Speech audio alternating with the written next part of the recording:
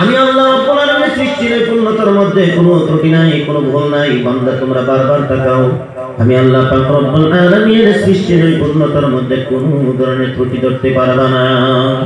আল্লাহ রাব্বুল আলামিন বললেন, যা কিছু আমি আল্লাহ তৈরি করেছি নির্দিষ্ট কালের জন্য, নির্দিষ্ট সময়ের জন্য আমি আল্লাহ পাক পরওয়ারদিগার আলম এই সমস্ত সৃষ্টি করেছি।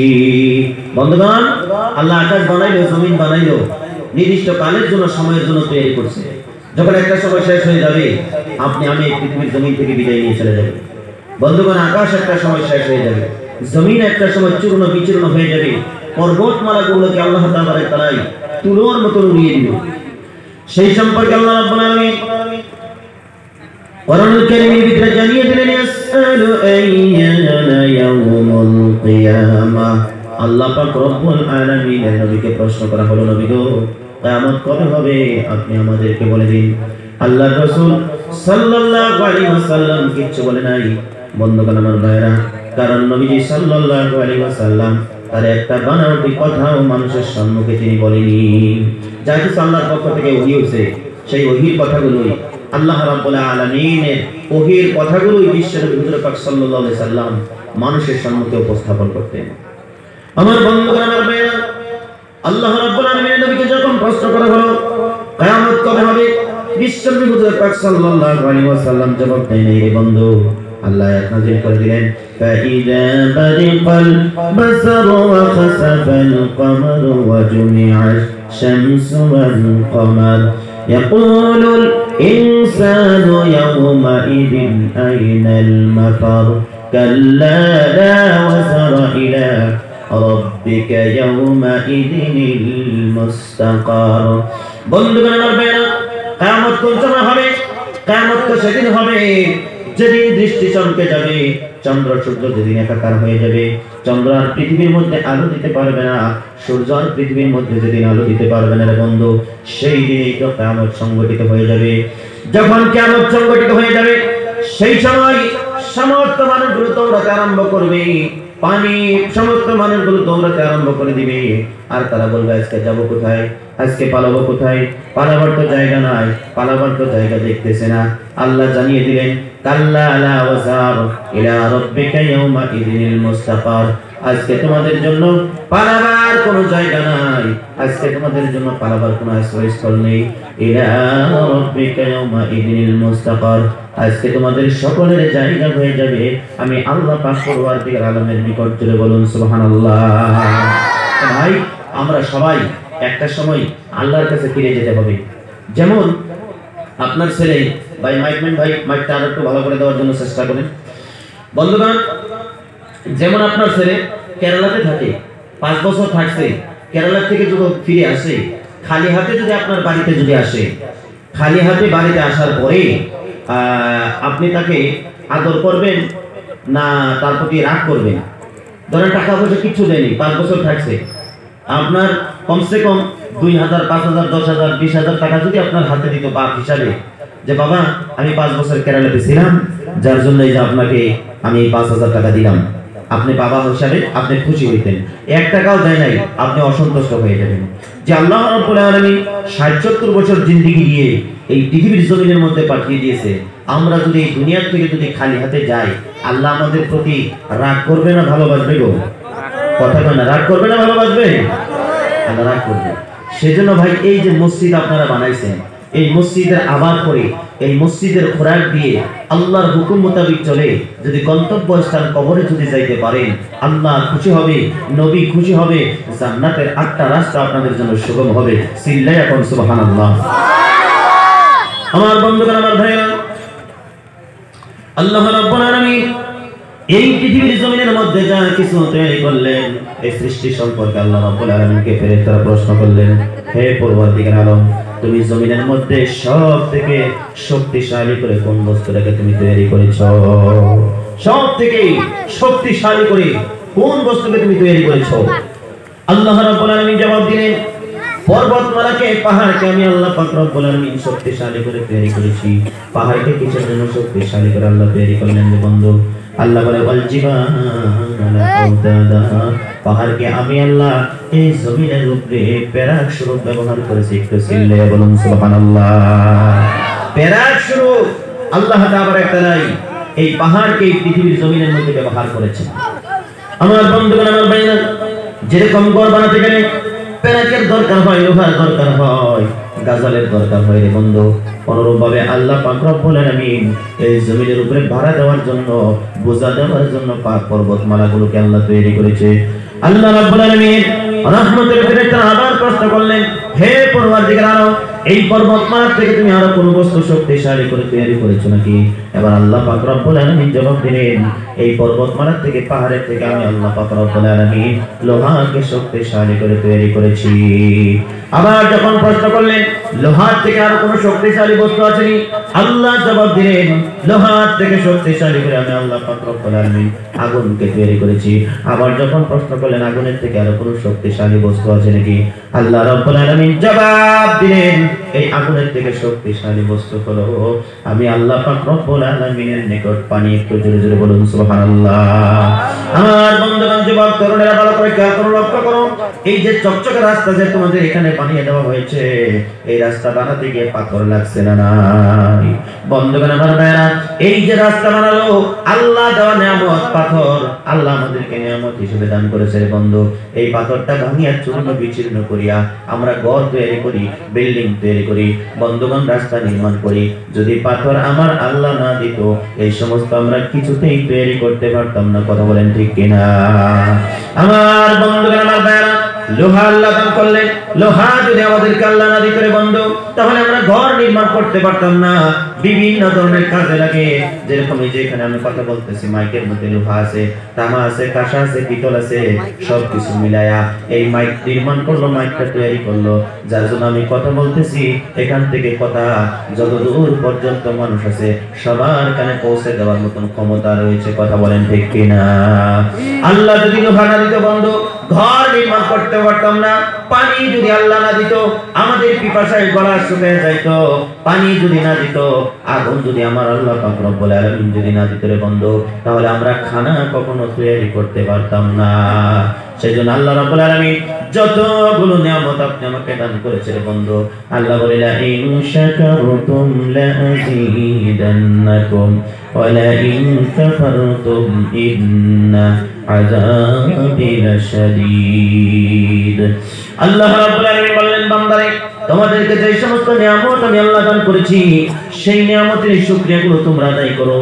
আমি আল্লাহ পাক রব্বুল আলামিন তোমাদেরকে নিয়ামতের শুকরিয়া আদায় যদি করতে পারো, আমি আল্লাহ তোমাদের নিয়ামতগুলোকে আরো বাড়িয়ে দেব। একটু জোরে বলুন সুবহানাল্লাহ। ভাই আমার বন্ধুরা, আগুন দিয়ে খানা তৈরি করি, পানি আমরা খাই, ওই পানি পান করে যদি আমরা দোয়া করি, আলহামদুলিল্লাহ, আল্লাহর শুকরিয়া যদি আদায় করি, আল্লাহ পাক পরওয়ারদিগার আলম আপনি আমার নিয়ামতগুলোকে আরো বাড়িয়ে দিবে। সেই জন্য বন্ধু, আল্লাহর একটা নাম হলো খালিক, সৃষ্টি করনেওয়ালা। আল্লাহ রাব্বুল আলামিন যা কিছু নির্মাণ করলেন, যা কিছু তৈরি করলেন, সর্বশেষ আর একটা প্রশ্ন যখন ফেরেশতারা করলেন, হে পরওয়ারদিগার আলম, তুমি সবথেকে শ্রেষ্ঠ করে এই পৃথিবীর জমিনের মধ্যে কোন মাখলুকটা তুমি তৈরি করেছো? এবার আল্লাহ রাব্বুল আলামিন জবাব দিলেন, আমি আল্লাহ পাক রব্বুল আলামিন মানুষকে, আল্লাহ রাব্বুল আলামিন বললেন, মানুষকে আমি শ্রেষ্ঠ করে তৈরি করেছি। কিসের জন্য শ্রেষ্ঠ করে আপনি আমাকে বানালেন রে বন্ধু? আল্লাহ জানিয়ে দিলেন, ওয়া মা খালাকাতুল জিন্না ওয়াল ইনসা ইল্লা লিয়াবুদুন। আল্লাহ জানিয়ে দিলেন, জিন আর ইনসানকে আমি আল্লাহ পাক রব্বুল আলামিন শ্রেষ্ঠ করে তৈরি করেছি আমি আল্লাহর ইবাদত করার জন্য, আমি আল্লাহর বন্দেগী করার জন্য। আমি আল্লাহ তাদেরকে শ্রেষ্ঠ করে তৈরি করেছি। একটু জোরে জোরে বলুন সুবহানাল্লাহ। আল্লাহ আমাদেরকে ইবাদত করার জন্য বানাইছে। ভাই, এই পৃথিবীর জমিনের মধ্যে যত প্রাণী আছে, কোন প্রাণীর পক্ষ থেকে নামাজ চাই নাই, কোন প্রাণীর পক্ষ থেকে রোজা চাই নাই, বুঝলেন না? আল্লাহ তাআলা একটাই শুধু চেয়েছে আমাদের কাছ থেকে ইবাদত, মানুষের কাছ থেকে আল্লাহ ইবাদত চেয়েছে। সেজন্য ভাই আমরা ইবাদত করতে হবে। ইবাদত যদি করতে হয়, আমরা আল্লাহর ঘর মসজিদে আসতে হবে। আল্লাহর ঘর মসজিদে আসিয়া আমরা আল্লাহর ইবাদত করতে হবে। আমার বন্ধুগণ, আমার ভাইরা, একটু গভীর মনোযোগ দিয়ে শুনেন। আল্লাহ রাব্বুল আলামিন বলেন বান্দারে তোমাদেরকে ইবাদত করার জন্য তৈরি করেছি। ও বন্ধুগণ আমার ভাইরা আপনারা সকলে জানেন আল্লাহ পাক পরওয়ারদিগার আলম কি করলেন রে বন্ধু হযরত আবু বকর সিদ্দিক রাদিয়াল্লাহু তাআলা আনহু একদিন জঙ্গলের মধ্যে চলে গেলেন যায় দেখতেছে জঙ্গলের মধ্যে একটা বাঘ সেই বাঘটা খানা খেয়ে আরামের সাথে জঙ্গলের মধ্যে ঘুমাসি আছে বাঘকে দেখে হযরত আবু বকর সিদ্দিক রাদিয়াল্লাহু তাআলা আনহু তিনি বলতেছে বাঘ রে তুমি আল্লাহর সৃষ্টি মাখলুক খায়া আরামের সাথে তুমি জঙ্গলের মধ্যে ঘুমাইতেছো কঠিন কিয়ামতের দিন তোমার কোনো হিসাব আল্লাহর কাছে দেওয়া লাগবে না হযরত আবু বকর সিদ্দিক রাদিয়াল্লাহু তাআলা আনহু বললেন আল্লাহ যদি আমাকে মানুষ না বানাইয়া আল্লাহ যদি পৃথিবীর জমিনের মধ্যে যদি বাঘ বানাইয়া যদি পাঠিয়ে দিত কঠিন কিয়ামতের দিন আল্লাহর কাছে কোনো হিসাব আমার দেওয়া লাগতো না আমার বন্ধুগণ আমার ভাই আবার জমিনের মধ্যে হাঁটে গাছ দেখলেন গাছ দেখে তিনি চিন্তা করে আফসোস করে আয় আল্লাহ তুমি যদি আমারে মানুষ না বানাইয়া জঙ্গলার গাছ যদি বানাইতা জঙ্গলার গাছ বানাইলে গরু ছাগল ভেড়া বকরি খায়া শেষ করে ফেলাইতো কঠিন কিয়ামতের দিন আল্লাহর কাছে কোনো জবাব আমার দেওয়া লাগতো না আমার ভাইরা আমার বন্ধুরা সেই জন্য আল্লাহর সৃষ্টি শ্রেষ্ঠ মাখলুক আমরা রে বন্ধু আল্লাহ রাব্বুল আলামিনের ইবাদত আমাদেরকে করতে হবে যত নিকৃষ্ট কাজ আছে গো সমস্ত নিকৃষ্ট কাজগুলো আমরা করি না যত খারাপ কাজ আছে এই আদম সন্তানে করে পৃথিবীর জমিনের মধ্যে যত নিকৃষ্ট কাজ আছে সমস্ত নিকৃষ্ট কাজগুলো এই আদম সন্তানই করে গরু ছাগল ভেড়া বকরি কিন্তু গুনাহের কাজ করে না আপনি ক্ষেতের মুগলে বাঁধছেন খোঁড়া একটু যার জন্য এটা টান মেরে ছুটতে যায় রান্নার ক্ষেতের মধ্যে খাইয়া একটু ক্ষতি করছে এটা ভুল হইলো ভুলটা হইলো আপনি যদি খোঁড়াটা যদি একটু লম্বা দিতেন তাহলে এই ক্ষেতের মধ্যে খাইতে পারতো না আমার বন্ধুগণ আমার ভাইরা সেই জন্য আমরা আল্লাহর সৃষ্টি মাখলুক শ্রেষ্ঠ আমাদের কাজগুলো করতে হবে শ্রেষ্ঠ ভালো ভালো কাজগুলো করতে হবে আল্লাহ রাব্বুল আলামিন কোরআনুল কারীমের ভিতরে জানিয়ে দিলেন ওয়াল মুমিনুনা ওয়াল মুমিনাতু বা'দুহুম আউলিয়াউ বা'দ ইয়া'মুরুনা বিল মা'রুফি ওয়া ইয়ানহাউনা 'আনিল মুনকার আল্লাহ রাব্বুল আলামিন বলেন একজন মুমিন আরেকজন মুমিনের জন্য হলো বন্ধু একজন মুমিনা নারী আরেকজন মুমিনা নারীর জন্য হলো বান্ধবী বন্ধুগণ মুমিনদের কাজ হইল সৎ কাজের আদেশ করা অসৎ কাজের বাধা প্রদান করা এই দুইটা কাজ হইল মুমিনা নারী আর মুমিনা পুরুষদের একটু জোরে জোরে বলুন সুবহানাল্লাহ একবার জোরে কও সুবহানাল্লাহ মুখে খিলা লাগাই দিয়েছে একবারে ফেবিকুইক গাড়া মেরে দিয়েছে নাকি আমার বন্ধুগণ আমার ভাইরা একটু গভীর মনোযোগ দিয়ে শুনেন বক্তব্য লম্বা সরা করব না 1 ঘন্টার ভিতরে আলোচনা করে মুনাজাত দিয়ে দিব বন্ধু আল্লাহর বান্দারা একটু গভীর মনোযোগ দিয়ে শুনেন আমরা বললাম মুমিন তাদেরকে বলি যারা আল্লাহর ঘর মসজিদকে ভালোবাসে যারা আল্লাহর ঘর মসজিদের সঙ্গে সম্পর্ক লাগায় দেয় যারা মানুষ দেখলে মানুষকে সম্মান করে ইজ্জত করে সালাম দেয় মুসাফা করে তাকাব্বুরি অহংকার যাদের ভিতরে নাই রে বন্ধু তারাই হলো মুমিন ও মুসলমান ভাইরা সেই জন্য মুমিনদের কাজ হইল নিজে নামাজ পড়া অপরকে নামাজের কথা বলা নিজে পর্দায় চলা অপরকে পর্দার কথা বলা নিজে আল্লাহর হুকুম মোতাবেক চলা আল্লাহর নবী সাল্লাল্লাহু আলাইহি সাল্লামের তরিকায় চলা অপর ভাইকে আল্লাহর হুকুম মোতাবেক চলার জন্য কথাটা বলে দেওয়া ও পর্দায় থাকা মা বোনেরা তোমরা মুমিনা হিসেবে তোমাদের কাজ হইল কোন একজন বোন যদি পথভ্রষ্ট হয়ে গেছে খারাপ লাইনে যদি চলে গেছে আমি মা বোনদেরকে বলি যাই ও মা তুমি তার নিকটে বসে যাও বসে বসে তুমি যতটুকু সম্ভব হয় তাকে তুমি বুঝাও ইসলাম দিয়ে তুমি তাকে সর্বপ্রথম তুমি বুঝাও জাহান্নামের ভয় দেখাও কবরের ভয় দেখাও মৃত্যুর ভয় দেখাও এই পৃথিবীর জমিনের মধ্যে অনেক নারী আছে গো বন্ধু তারা দেখবেন স্বামীর সংসারের মধ্যে খালি ঝগড়া করে এরকম নারী আছে না অনেক নারী আছে স্বামীর সংসারের মধ্যে ঝগড়া করে কোনো অভাব নেই তাও কিসের জন্য ঝগড়া করে সেটা ওই বান্দিয়ে জানে আল্লাহর মাখলুক শ্রেষ্ঠ ওই বান্দিয়ে জানে দেখবেন স্বামী যদি বাজার থেকে কোনোদিন যদি মাছ যদি আনছে ওই মাছটা যদি একটু পচা যদি হয় কুটতে গিয়ে শত কথা বলে ফেলে কথা বলেন ঠিক কিনা স্বামী রাগ উঠে যায় আমার বন্ধুগণ আমার ভাইরা পর্দায় থেকে মা বোনেরা আপনাদের জন্য কথাগুলো বলতেছি অনেক নারী এই পৃথিবীর জমিনের মধ্যে আছে গো, স্বামীর সঙ্গে ঝগড়া করে, স্বামীর সঙ্গে বিবাদ করে, স্বামীর সঙ্গে কটূক্তি করে, স্বামীর বদনাম মানুষের বাড়ি বাড়ি যায় বলে, এরকম বলে না নাই? স্বামীর বাড়ির বদনাম যে ব্যক্তি অন্যর বাড়িতে যায় বলে, একটা সময় কব যে অমুকের বউ তার স্বামীর কথাই বদনাম করে, লাস্টে যায় হেরা প্রতি আমনেরই। আমার বন্ধুগণ, যদি ওই কথাটা যদি স্বামী শুনে যে আমার বদনাম অমুকের বউয়ের সাথে করছে, তাহলে আপনারা কি আগের মতন ভালোবাসবো? ভালোবাসতো না, আপনারা বিব্রত। আমার বন্ধুগণ, আমার ভাইয়া, সেই জন্য মা বোনদেরকে বলে যায়, কোন মা যদি স্বামীর সঙ্গে যদি খারাপ ব্যবহার করে, ওই মাকে আপনি একদিন একটা সময় বসে যাবেন, মুমিনা নারী হিসেবে বসে যাবেন, বসবেন, বসে বলবেন, মা গো, তুমি স্বামীর সঙ্গে যেরকম ব্যবহার করো এরকম ব্যবহার করো না, ভালো ব্যবহার করো। কারণ নবীজি সাল্লাল্লাহু আলাইহি সাল্লাম বলেছে, কোন স্ত্রী যদি পৃথিবীর জমিন থেকে যদি বিদায় নিয়ে চলে যায়, স্বামী যদি সাক্ষী দেয় আমার স্ত্রী আমার কাছে খুব ভালো ছিল, আল্লাহর নবীর বর্ণনা, ওই মহিলাটা সুদা আল্লাহর জান্নাতের মেহমান হয়ে যাবে। জোরে বলুন সুবহানাল্লাহ। ও পর্দায় থাকা মা বোনেরা, তুমি যদি স্বামীর প্রতি যদি তুমি সন্তুষ্ট থাকো, স্বামী যদি তোমার প্রতি সন্তুষ্ট থাকে, আল্লাহ রাসূল সাল্লাল্লাহু আলাইহি ওয়াসাল্লাম বলেছে, যদি কেউ যদি বিদায় নিয়ে চলে যায়, পুরুষ হোক মহিলা হোক, পুরুষ যদি চলে যায়, মহিলা যদি বলে আমার স্বামী আমার কাছে খুব ভালো ছিল, আল্লাহর নবীর বর্ণনা, ওই স্বামীটা সুদা আল্লাহর জান্নাতের মেহমান হয়ে যাবে। জোরে বলুন সুবহানাল্লাহ। সেই জন্য মা বোনদেরকে বলে যায়, কোনদিন মা বোনেরা কোনদিন স্বামীর সঙ্গে খারাপ ব্যবহার করবেন না, স্বামীর নামে নালিশ করবেন না, মাতবরের কাছে যাবেন না, দেওয়ানির কাছে যাবেন না, কোনদিন থানার আশ্রয় দিবেন না। বহুত নারী পৃথিবীর জমিনের মধ্যে আছে গো, স্বামীকে শায়েস্তা করার জন্য, স্বামীকে ঠিক করার জন্য থানার আশ্রয় পর্যন্ত নেই, এরকম নারী আছে না? না আছে না? নাই। খুব ভদ্রলোকের মেয়ে তো বিবাহ দিয়েছে, বিবাহ দেওয়ার পরে হয়তো কিবা একটা ভুলের জন্য মারছে, বাড়িতে ফোন দিছে, ফোন দিয়ে বলে, ভাই আমাকে মারেন, আমি আর সংসার করবো না, কয়ে ফোন কেটে দেয়। আবার একটু পরে বাবারে ফোন দেয়, ফোন দিয়ে কেটে দেয়, কেটে দিয়ে বলে যে তোমরা আমাকে জল্লাদের হাতে বিয়ে দিয়েছো, এই আমাকে সবসময় ধরে ধরে মারপিট করে, আমি আর সংসার করবো না, তুমি আসো আমাকে নিয়ে যাও। আচ্ছা, কোনো মেয়ে যদি বাবাকে যদি এই ধরনের কথা বলে, সেই মেয়েকে সেই বাবাকে আর বাড়িতে থাকতে পারে? কখনো না। কারণ মেয়ে ফোন করে বলছে তাকে খালি জামাইয়ে মারপিট করে, এবার বাবাকে সেখানে যেতেই হবে। বাবা এবার কি করছে, দেওয়ানিকে সাথে করে নিয়ে গেছে, চলেন তো। দেওয়ানিকে তারপরে গডকে সাথে নিয়ে গেছে, নিয়ে যাওয়ার পরে এবার গেছে জামাইকে শায়েস্তা করার জন্য।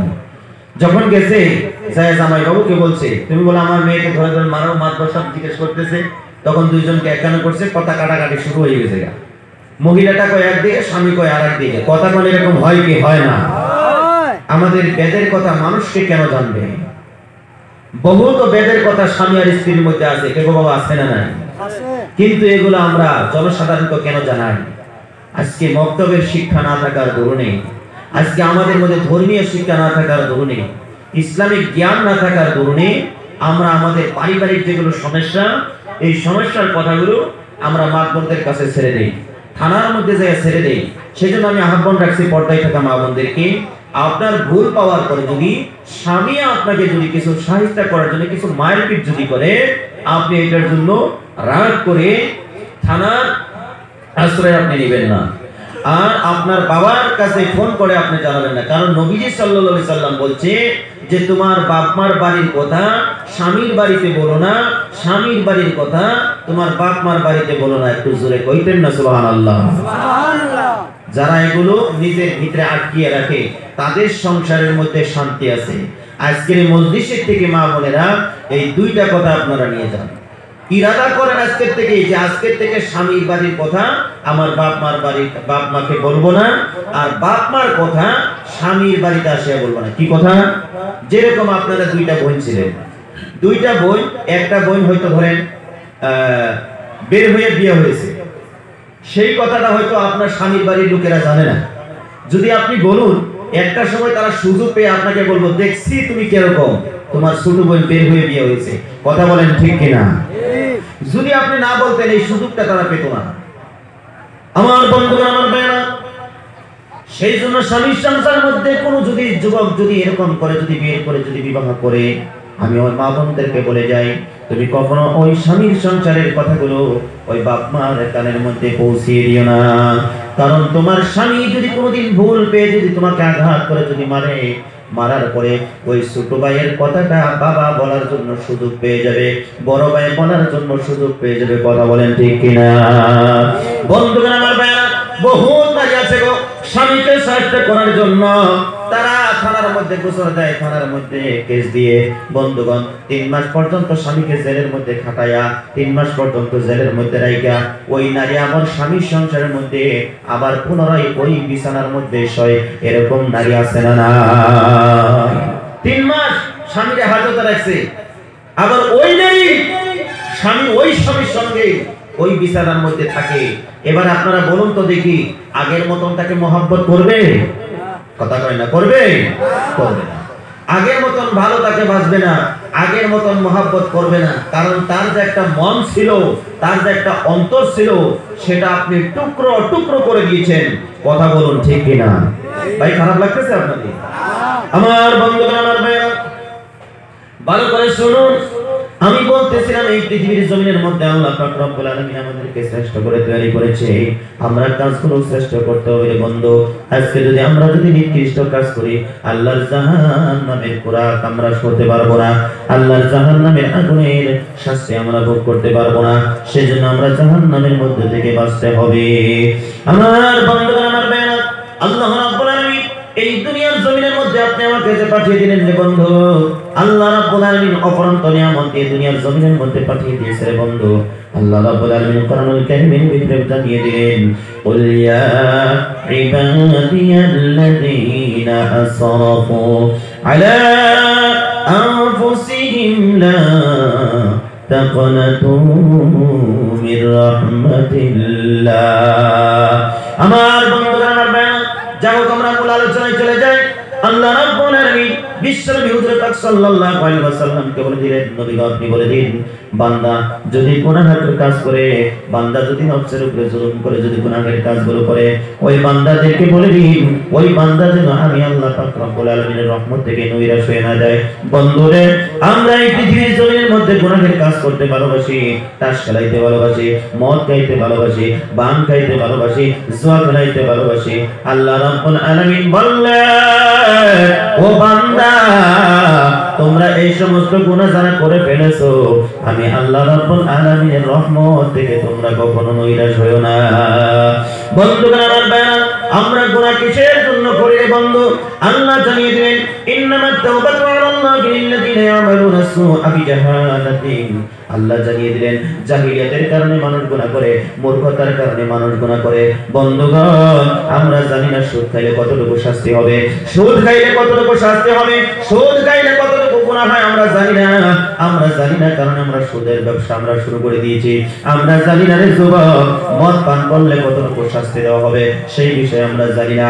বন্ধুগণ আমার ভাইরা, হযরত ইব্রাহিম বন্ধুগণ আমার ফারুক রাদিয়াল্লাহু তাআলা আনহু মদ পান করেছিলেন রে বন্ধু, তাকে দুররা মারতে মারতে মারতে মারতে আল্লাহর জমিনের থেকে বিদায় করে দিল। কিছু দুররা বাকি রয়েছিল, কবরের মধ্যে বাড়ি দিয়া হযরত ওমর রাদিয়াল্লাহু তাআলা ঋণকে পরিশোধ করে দিয়েছে। একটু জোরে জোরে বলা যায় কিনা সুবহানাল্লাহ? আমার বন্ধুগণ আমার ভাইরা, এ আল্লাহর পাগল নবীর উম্মত, একটু ভালো করে দিনের কানটা লাগিয়ে শুনে নাও, জেনে নাও, এই পৃথিবীর জমিনের মধ্যে আল্লাহ আমাদেরকে একটা মন দিয়ে, একটা অন্তর দিয়ে পাঠিয়ে দিয়েছে বন্ধু। আমি বলেছি, জাহিলিয়াতের কারণে মানুষ গুনাহ করে, মূর্খতার কারণে মানুষ গুনাহ করে, না জানার কারণে মানুষ গুনাহ করে। যারা জীবনে জিনা করছো, যারা জীবনে মদ খাইছো, ভাং খাইছো, গাঁজা খাইছো, মার সঙ্গে নাফরমানি করছো, বাবার সঙ্গে নাফরমানি করেছো, নামাজ ছেড়ে দিয়েছো, রোজা ছেড়ে দিয়েছো, মুরব্বিদের সঙ্গে বেয়াদবি করেছো, ছোটদের সঙ্গে বেয়াদবি করেছো, আমি আপনাদেরকে বলি যাই, আজকের মজলিসের থেকে তওবা করে আমার আল্লাহরে ডাক দেন, আল্লাহ জীবনে আর কোনোদিন এই সমস্ত কাজ করব না। আমার আল্লাহ জানিয়ে দিলেন, বান্দারে আমি আল্লাহর একটা নাম হলো গাফফার, ওই গাফফার নামের উসিলায় তোমাদের তামাম জীবনের গুনাহ মাফ করে দিব। একটু জোরে বলুন সুবহানাল্লাহ। আমার বন্ধুগণ আমার ভাইরা, গুনার দুইটা ভাগ আছে, একটা হলো গুনাহে কাবীরা আর একটা হলো গুনাহে সাগীরা গুনাহে কবিরা হলো শিরক করা, যেরকম কবরের মধ্যে মোমবাতি ধরানো, কবরের মধ্যে আগরবাতি ধরানো, কবরের মধ্যে সিজদা দেওয়া, কবরের উপরে চাদর দেওয়া, এগুলো হলো শিরক গুনাহ। বন্ধুগণ, শিরক গুনাহ হলো মরিচ ক্ষেত লাগাইছেন, মরিচ ক্ষেতের মধ্যে লাগানোর পরে রে বন্ধু মরিচ ধরছে অবস্থায় আপনি একটা মূর্তি বানাইয়া ওই মরিচ ক্ষেতের মধ্যে টানাইয়া রাখছেন, এটা আপনি শিরক করলেন। গাছের মধ্যে ফল ধরে না, ওই গাছের মধ্যে আপনি কি করলেন? স্যান্ডেল গেড়ে দিলেন। ওই গাছের মধ্যে আপনি নাম লেখেন, বন্ধুগণ আমার পায়রা স্যান্ডেল গেড়ে দিলেন। তারপরে আপনি কি করলেন? মাঠটা একটা পাইলার মধ্যে ফুটা ফুটা দিয়ে দিয়ে সুনকালি দিয়ে দিয়ে আপনি মাখাইয়া দিলেন একটা ময়রা হাসুন। বন্ধুগণ, যখন আপনি ওই গাছের মধ্যে টানিয়ে দিলেন, এটা শিরক করলেন, কারণ আল্লাহর উপরে আমার তাওয়াক্কাল নাই, আল্লাহর উপরে আপনার ভরসা নাই। আপনি মনে করছেন এই মূর্তি আমার ক্ষেত রক্ষা করতে পারবে, আপনি মনে করছেন ওই জায়গায় আমার ক্ষেত রক্ষা করতে পারবে, ওই মাছটা পাইলে আমার ক্ষেত রক্ষা করতে পারবে, গাছ রক্ষা করতে পারবে। না না না না, ওই গাছটাকে আপনার মাছটা পাইলাই রক্ষা করতে পারবে না। আমার আল্লাহ পাক রব্বুল আলামিন সমস্ত বস্তুর রক্ষণাবেক্ষণের দায়িত্ব তার হাতে। জুড়ে বলুন সুবহানাল্লাহ। আমার বন্ধু, আমার ভাইরা, আল্লাহর আশিক নবীর পাগল, এই পৃথিবীর জমিনের মধ্যে আপনি আমি এসেছি, আল্লাহ রাব্বুল আলামিন আপনি আমাকে পাঠিয়ে দিয়েছে রে বন্ধু। এই দুনিয়ার জমিনের মধ্যে যত নবী রাসূল আল্লাহ পাক রব্বুল আলামিন পাঠিয়ে দিয়েছে রে বাবা, সমস্ত নবী রাসূলদেরকে আমার আল্লাহ পাক রব্বুল আলামিন ঈমানি পরীক্ষা দিয়েছে। আপনি আমাকেও আমার আল্লাহ পাক রব্বুল আলামিন ঈমানি পরীক্ষা দিবে। কয়টা জিনিস দিয়ে ঈমানি পরীক্ষা দিবে রে বন্ধু, একটু গভীর মনোযোগ দিয়ে শুনেন। আল্লাহ জানিয়ে দিলেন, ওয়ালানাবলুওয়ান্নাকুম বিশাইইন মিনাল খাউফি ওয়াল জু'i ওয়া নাকসিম মিনাল আমওয়ালি ওয়াল আনফুসি ওয়াস সামারাত। আল্লাহ বললেন, তোমাদেরকে আমি 4টা জিনিস দিয়ে ঈমান পরীক্ষা করব। 1 নম্বর হলো ভয়, 2 নম্বর হলো তোমাদের যেটা সম্পদ আমি দিয়েছি, 3 নম্বর হলো আমি আল্লাহ তোমাদের নফসের উপরে জুলুম করে ঈমান পরীক্ষা করব। 4th নম্বরে আল্লাহ বলেন, বান্দারে তোমাদের যেটা বাগান লাগানোর জন্য যেটা জমি দিয়েছি, ওই জমিনের মধ্যে বাগিচার কিছু ক্ষতি করে আমি আল্লাহ তোমাদের ঈমানকে পরীক্ষা করব। জোরে বলুন সুবহানাল্লাহ। আমার বন্ধুগণ, আল্লাহ বলেন, ওয়ালানাবলুওয়ান্নাকুম বিশাইইন মিনাল খাউফ। 1 নম্বর হলো ভয়, যেই ভয়টা আমাদের মধ্য থেকে কিছুদিন আগে চলে গেল রে বন্ধু, যেই ভয়টা হলো করোনা ভাইরাস। বন্ধুগণ, যে করোনা ভাইরাসের জন্য স্বামী স্ত্রীর সঙ্গে মোলাকাত করে না, স্ত্রী স্বামীর সঙ্গে মোলাকাত করে না, মনে করে সেই স্ত্রী মনে করে স্বামীর শরীরে কি করোনা আছে নাকি, আবার স্ত্রী মনে করে স্বামীর শরীরে কি করোনা আছে নাকি, স্ত্রী মনে করতেছে স্বামীর শরীরে করোনা আছে নাকি, আবার স্বামী মনে মনে ধারণা করে স্ত্রীর শরীরে কি করোনা আছে নাকি। এক আলিমা ভাবছে হুজুরের লোকে কি করোনা আছে নাকি, আর এক আলিমা ভাবছে হুজুরের লোকে কি করোনা আছে নাকি। হাবিজ সাহেবরাও মুসাফা করা বাদ দিয়ে দিয়েছিল, আম পাবলিকে তো আরো করে নাই। কথা বলেন ঠিক কিনা? আমার আল্লাহ বলে, বান্দারে আমি আল্লাহ তোমাদের ঈমানকে পরীক্ষা করব।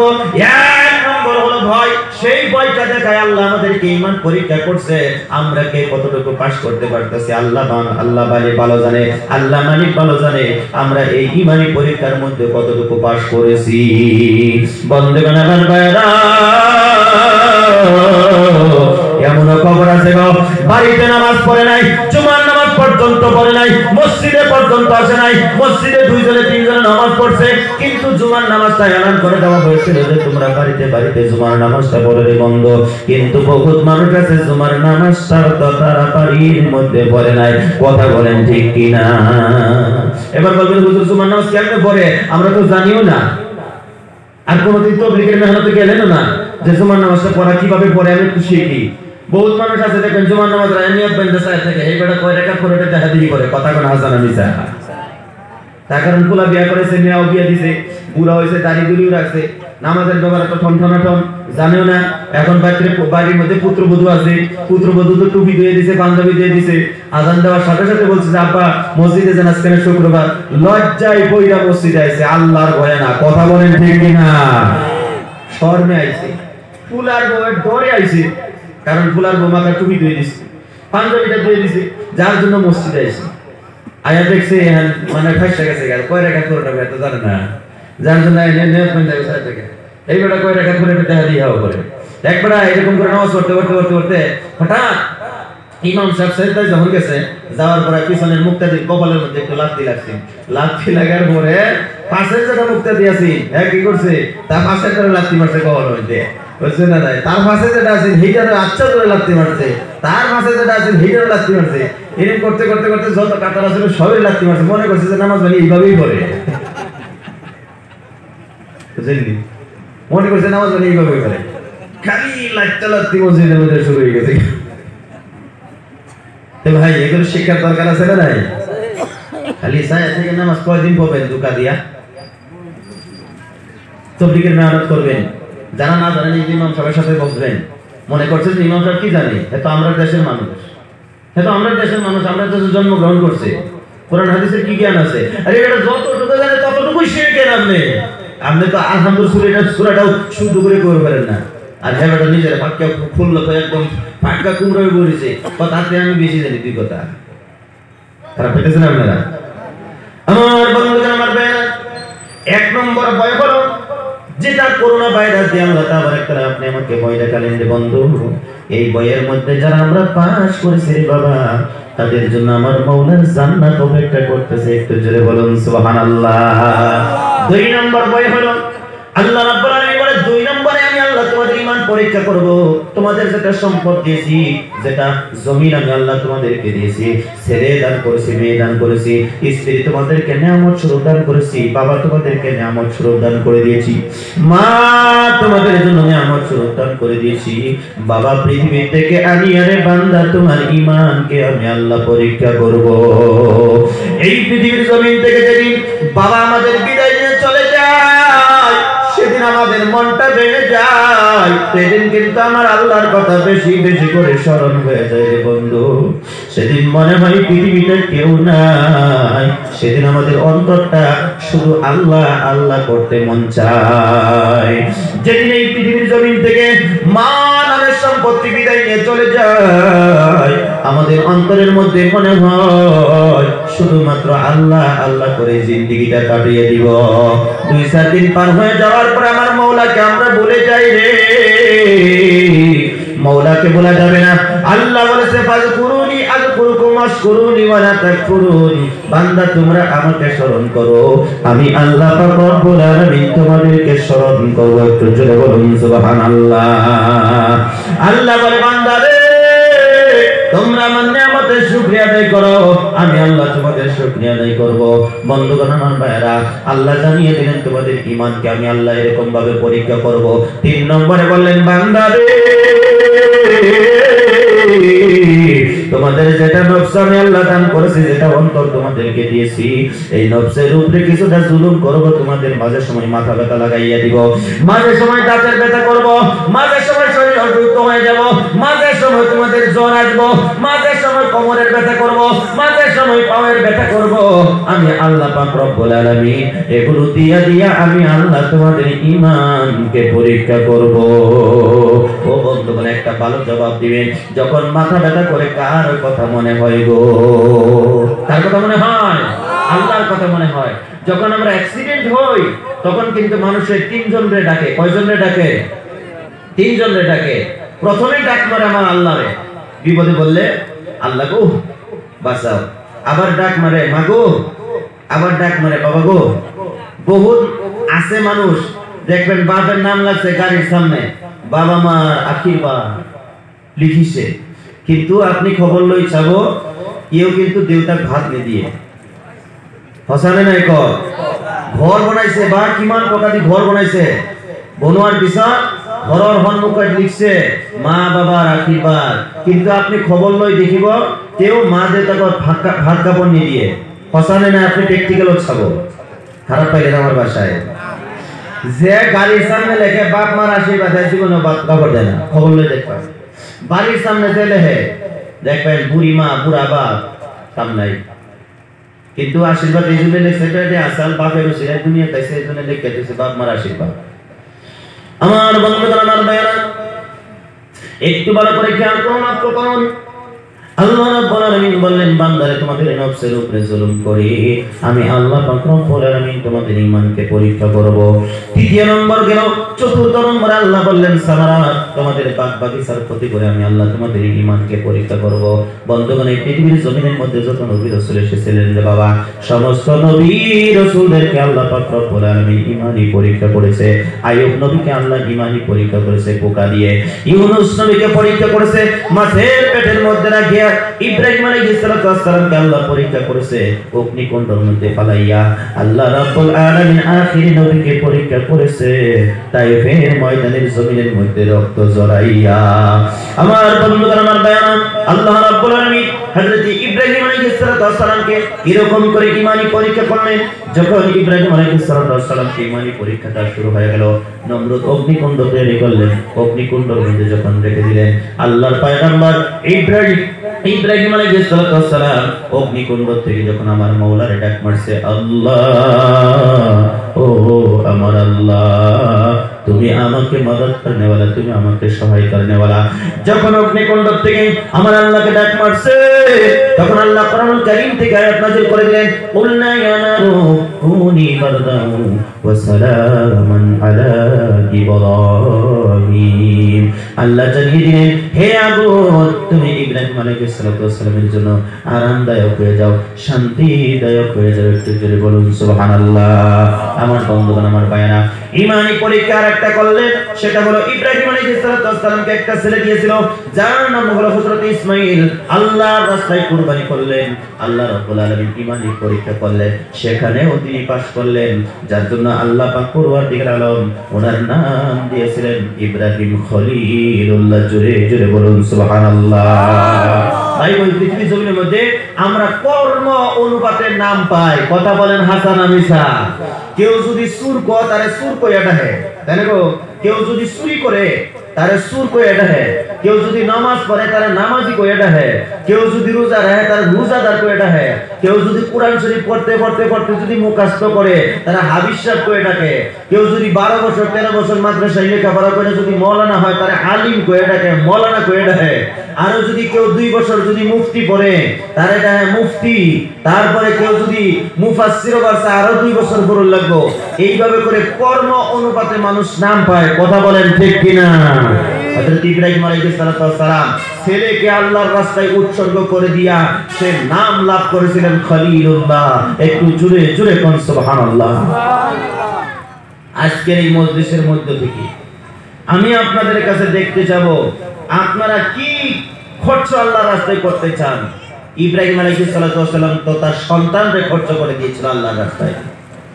আমার বন্ধুগণ, আমার ভাইরা, আল্লাহ রাব্বুল আলামিন বিশ্বনবী হুজুর পাক সাল্লাল্লাহু আলাইহি ওয়াসাল্লামকে ঈমানি পরীক্ষা করেছে রে বন্ধু। আল্লাহ পাক রব্বুল আলামিনের নবীকে ঈমানি পরীক্ষা করেছে। কি রকম করে ঈমানি পরীক্ষা করলেন? তাইফের ময়দানে নবী আমার চলে গেলেন, রক্তাক্ত হয়ে ফিরে আসলেন, ঈমানি পরীক্ষায় তিনি পাস করে ফেললেন। আমার নবী কিন্তু তাইফের ময়দানে তাদের জন্য বদদোয়া করে নাই, তাদের জন্য বদদোয়া করে নাই, শুধু দোয়া করেছে হিদায়াতে। ভাই, আমাদেরকে যদি কেউ কষ্ট দেয় আমরা হিদায়াতের দোয়া করব। আল্লাহ তাদেরকে যদি হিদায়াত দিয়ে দেয় আমরা এই দোয়া করব, মুমিন হিসাবে করব তো ইনশাআল্লাহ। আমার বন্ধুগণ, আমার ভাইরা, আল্লাহ রাব্বুল আলামিন বিশ্বনবী হুজুর পাক সাল্লাল্লাহু আলাইহি ওয়াসাল্লামকে ঈমানি পরীক্ষা এইভাবে করেছিলেন বন্ধু। আল্লাহ পাক রব্বুল আলামিনের নবী যখন জিন্দেগি এইভাবে করে আস্তে আস্তে আস্তে যখন শেষ হয়ে গেল, ঈমানি পরীক্ষা চলতেছে মক্কা থেকে মদিনায়। আমার নবী সাল্লাল্লাহু আলাইহি ওয়াসাল্লাম হিজরত করেছিলেন। আমার বন্ধুগণ, আল্লাহ রাসূল সাল্লাল্লাহু আলাইহি ওয়াসাল্লাম মক্কা থেকে মদিনায় যখন হিজরতে চলে গেলেন, সমস্ত মদিনাবাসীরা কাতার বেঁধে দিলেন, বেঁধে বেঁধে দাঁড়িয়ে গেলেন। বন্ধুগণ, আমার ভাইরা, আল্লাহ রাসূল সাল্লাল্লাহু আলাইহি সাল্লামকে স্বাগতম ধন্যবাদ জানানোর জন্য সমস্ত মদিনাবাসীরা কাতার বেঁধে বেঁধে দাঁড়িয়ে গেল। আমার বন্ধুগণ, আমার ভাইরা, আল্লাহর নবীকে ধন্যবাদ জানাইতেছে, স্বাগতম জানাইতেছে। এমন অবস্থায় নবীজি সাল্লাল্লাহু আলাইহি সাল্লামকে কেউ বলতেছে, হুজুর আপনি আমার বাড়িতে আসুন। আবার কেউ বলে, হুজুর আপনি আমার বাড়ির মধ্যে আসুন। নবীজি বলে, না রে না, আমি কারো বাড়ির মধ্যে যাব না। আমার একটা উট আছে, সেই উটটা যার বাড়ির মধ্যে বসে যাবে আমি নবী তার বাড়ির মধ্যে স্থান নিব। উটটা যাইতে যাইতে যাইতে যাইতে হযরত আবু আইয়ুব আনসারী রাদিয়াল্লাহু তাআলা নবী আমার সেই বাড়ির মধ্যে স্থান নিলেন। আল্লাহর নবী সাল্লাল্লাহু আলাইহি সাল্লাম ওই সাহাবীকে দেখে বললেন, এই জমিনটা কার? নবী আমার একটা চিন্তা করতেছি, এই জায়গার মধ্যে একটা মসজিদ নির্মাণ করতে হবে। বন্ধুগণ আমার ভাইরা, নবীদের জায়গা পছন্দ হয়ে গেছে, মাটি পছন্দ হয়ে গেছে।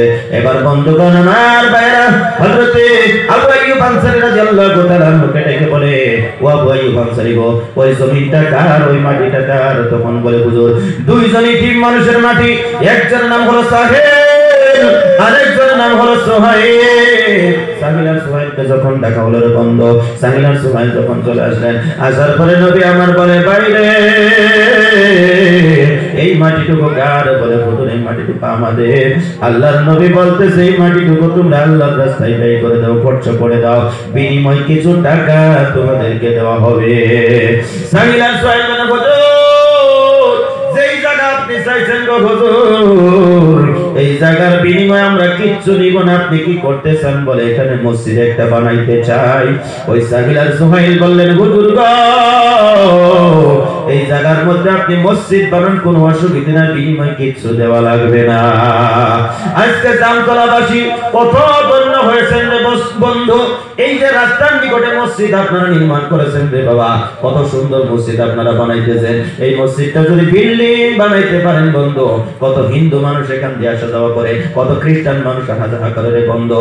যখন তারা দেখবে এখানে একটা মসজিদ, আল্লাহর ঘর, দেখিয়াই তারা মনে করবে এখানে নিশ্চয়ই মুসলমান আছে। কথা বলেন ঠিক কিনা? আমরা যখন হিন্দু ভাইদের গ্রামের মধ্যে যাই, জায়গায় জায়গায় আমরা মন্দির দেখি, আমরা দেখার সঙ্গে সঙ্গে বলতে পারি এটা হিন্দু ভাইদের গ্রাম। বন্ধুগণ আমার ভাইরা, আমরা বুঝতে পারি আমরা মুসলমান, আমাদের অনুষ্ঠান একটা করার দরকার আছে, সেটা হলো মসজিদ, আল্লাহর ঘর। বন্ধুগণ আমার ভাইরা, হিন্দু ভাইরা মন্দির বানাইছে তাদের আল্লাহরে খুশি করার জন্য, তারা আল্লাহকে ডাকে, মন্দিরে যায় আল্লাহরে ডাকে রে বন্ধু, তারা আল্লাহরে খুশি করার লাগে তারা মন্দির বানাইছে রে বন্ধু। তাদের মন্দিরটা দেখবেন কত চকচকা করে বানায়। আর আল্লাহকে পাওয়ার জন্য এই মসজিদ আমরা নির্মাণ করতে হবে। যুব বন্ধুদেরকে অনুরোধ করে যাই রে ভাই, এই মসজিদ যদি তোমরা 2-3 বছরের ভিতরে যদি বিল্ডিং যদি বানাইতে পারো রে বন্ধু, রাস্তার নিকটে মসজিদ, আল্লাহর ঘর, মসজিদটাকে বিল্ডিং বানানোর জন্য বন্ধু, এই অঞ্চলের মধ্যে বহুত মালদার মানুষ আছেন, টাকাওয়ালা মানুষ আছেন রে বন্ধু। এই মসজিদের ভিতরে বন্ধুগণ আমার ভাইরা, যাদের মা হারিয়ে গেছে, যাদের বাবা হারিয়ে গেছে, আপনাদেরকে কষ্ট দিব না রে বাবা। আল্লাহকে ওয়াস্তে জীবনের কামাই থেকে এই মসজিদটাকে নির্মাণ করার জন্য যদি কেউ আছেন গো, 5,000 টাকা দিবার মতন একটা লোক যদি থাকেন, একটু দয়া করে দাঁড়িয়ে যাবেন, হুজুর আমার জীবনের কামাই থেকে আমি 5,000 টাকা আল্লাহর ঘর মসজিদ বানানোর জন্য দান করে দিব। বউয়ের কথাই মাকে তুমি করো না অপমান, তোমার দেহের রক্ত মাংস মায়ের অবদান, তোমার দেহের রক্ত মাংস মায়ের অবদান। বিদেশ থেকে আসবে যখন অনেক দিন পর বাড়ি, বউ তাকাবে হাতের দিকে আনলে কটা শাড়ি, ওরে মা তাকাবে মুখের দিকে বলবে বাবা দেরি করলি ক্যা, বাবা দেরি করলি ক্যা।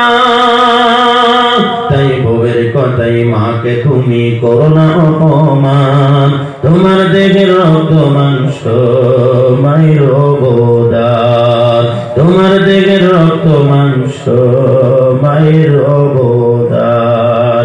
এই যুবক বাইরে এই মসজিদের ভিতরে দেখতে চাই, হুজুর আমার মা নাই, হুজুর আমার বাবা নাই গো হুজুর।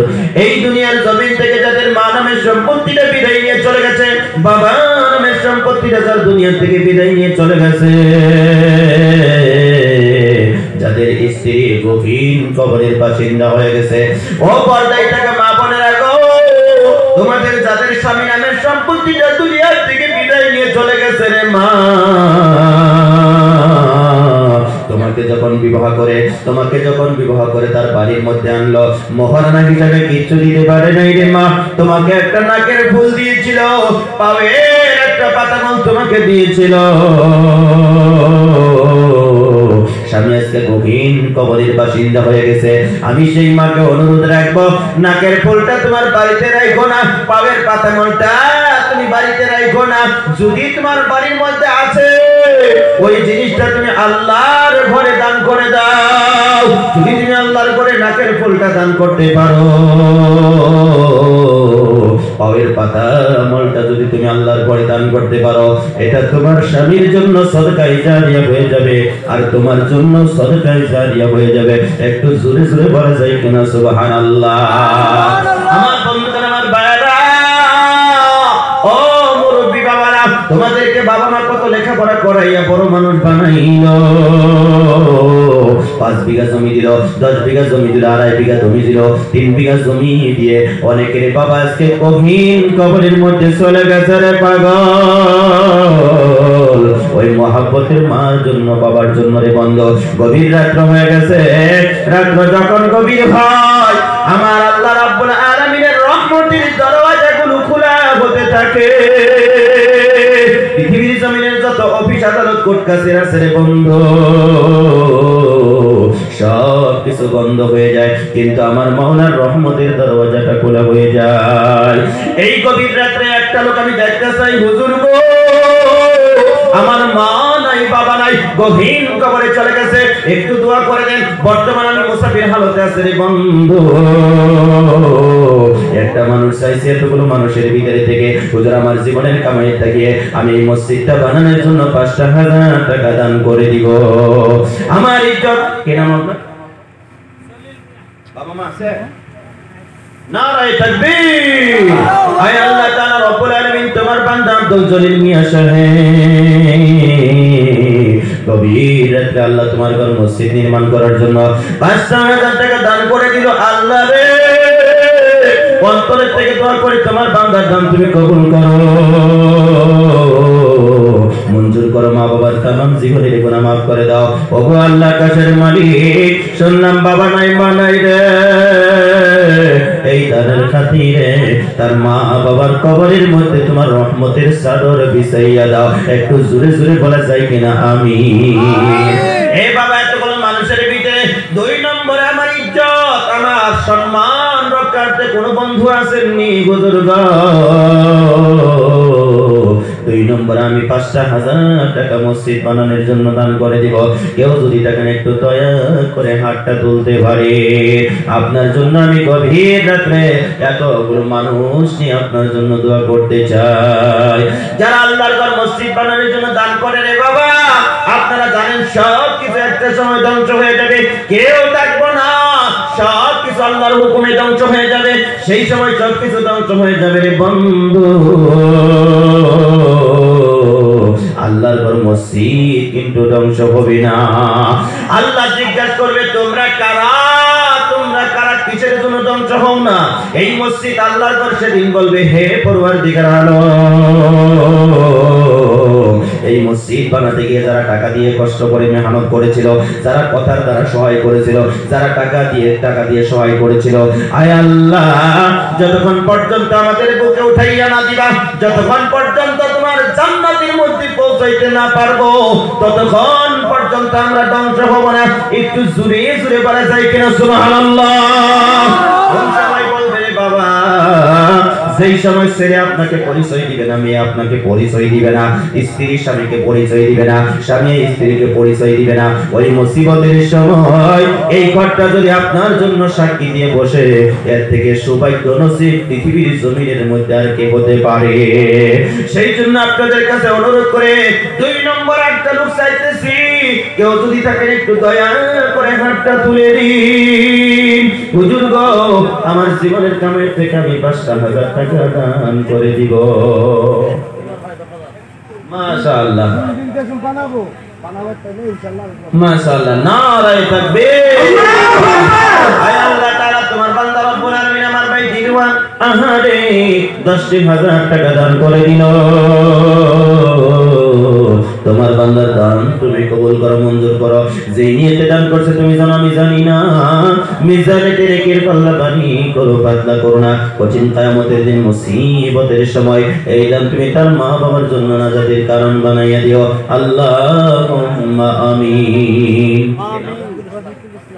আয় আল্লাহ, তোমার বান্দা শফিকুল ইসলাম আমার ভাই রব্বুল আলামিন, ইয়া আল্লাহ রে, শফিকুল ইসলাম যাবের বাবা না, আল্লাহ রে গভীর রাত হয়ে গেছে, এই মজলিসের ভিতরে বসে বসে বাবার কথা স্মরণ করে 5,000 টাকা সন্তান হয়ে দান করে দিল। আল্লাহ গো গভীর রাতে দোয়া করি মাহবুব এই দানের খাতিরে তার বাবার কবরের মধ্যে তোমার রহমতের চাদর বিছাইয়া দিও। একটু জোরে জোরে বলেন আমিন। বাইরে 4 নম্বর আরেকটা লোক আছেন 5,000 টাকা দিবার মতো। আয় আল্লাহ তোমার বান্দা কামালউদ্দিন সাহেব 3,000 টাকা নগদ দান করে দিয়েছে। আর 2,000 পরে দিবনি? হ্যাঁ কোন কি কয়? আয় আল্লাহ তাআলা তোমার বান্দা রব্বুল আলামিন আল্লাহ কামালউদ্দিন সাহেব 3,000 টাকা নগদ দান করে দিয়েছে। আল্লাহ দানকে কবুল করো, মঞ্জুর করো, মা বাবার तमाम জীবনের গুনাহ maaf করে দাও। কঠিন কিয়ামতের দিন মুসিবতের সময় এই দান তুমি তার মা বাবার জন্য নাজাতের কারণ বানাইয়া দিও। আল্লাহুম্মা আমিন। এ যুবক মুরব্বী বাবারা, 4 সংখ্যাটা আমার আল্লাহ ভালোবাসে। এই দুনিয়ার জমিনের মধ্যে যত রাসূল আল্লাহ পাঠাইছে তার মধ্যে থেকে 4 জন রাসূল আল্লাহ দুনিয়াতে পাঠাইছে রে বন্ধু। আসমানি কিতাব 4 খানা পাঠিয়ে দিয়েছে রে বাবা। 4 নম্বরে আল্লাহ তাবারক তাআলা খুব সন্তুষ্টি থাকে। যদি সন্তুষ্ট নাই তারপরে বন্ধু 4 জন ফেরেশতা আমার আল্লাহ তৈরি করেছে। সেই জন্য আমি 4 নম্বর আর একটা লোক চাইছি রে বন্ধু। 5,000 টাকা দিবার মতন কেউ যদি থাকেন রে বন্ধু, একটু দয়া করে দাঁড়িয়ে যান হুজুর, আমার জীবনের কামাই থেকে আমি 5,000 টাকা 4 নম্বরে দান করে দিব। কেউ যদি থাকেন একটু দয়া করে বলুন যে দাদু আমার অন্তর থেকে কলিজা থেকে আপনার জন্য একটু দোয়া করতে চাই। আল্লাহর আশিক নবীর পাগল জীবনে বহু টাকা ইনকাম করেছো কিন্তু টাকা রইলো না। আল্লাহর ঘরের জন্য যদি একটা অ্যাকাউন্ট তুমি বানিয়ে যেতে পারো, 5,000 টাকা যদি তুমি রেখে যেতে পারো, নবীজি বলেছেন মান বানা লিল্লাহি মাসজিদান বানাল্লাহু লাহু বাইতান ফিল জান্নাহ। আল্লাহ রাসূল বলেছে দুনিয়ার জমিনের মধ্যে যারা মসজিদ বানিয়ে দেয় জান্নাতের মধ্যে তাদের জন্য আমার আল্লাহ বালাখানা নির্মাণ করে। একটু জোরে জোরে বলো সুবহানাল্লাহ।